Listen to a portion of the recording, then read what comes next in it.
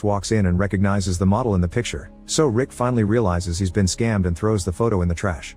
Minutes later, Mathieu announces they'll be landing soon. Then Sylvie asks the group what to do with Terenzio. Most of them want to leave him, but Ayaz doesn't want to possibly die while having killing a man as his last action, so Sylvie agrees to bring him along. Eventually the plane lands and they find 2 vehicles nearby, so the group immediately splits into 2 to start searching as fast as possible. In the hurry, Sylvie forgets her boyfriend's ashes. A few miles later, Ayaz starts having a fit while driving, causing the car to crash and Dominic to pass out. Ayaz is in a frozen state and Horst has to snap him out of it. The car won't start again, so this group has to continue on foot. Even in this condition, Ayaz carries Dominic and confesses to Zara that he's been having those fits since Terenzio beat him up. They want to call the others but there's no signal, so they take whatever road looks best.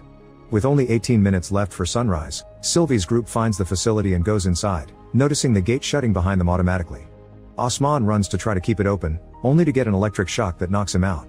The others find a button that opens the gate, however if they don't keep it pressed the gate closes again. Terenzio volunteers to stay with the button while waiting for the others, but Sylvie doesn't trust him and handcuffs him to the pole before tossing the keys to the ground. If Terenzio wants freedom, he'll have to open the gate for the others. Then Sylvie and the others keep on moving, finding tons of army vehicles along the way. Eventually they find a locked door, so they hit it with rocks until they break it open. Everyone rushes inside except for Sylvie, who wants to wait for the others.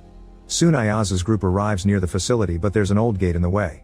Ayaz wants to climb it, however Zara translates the sign and says it's electrified.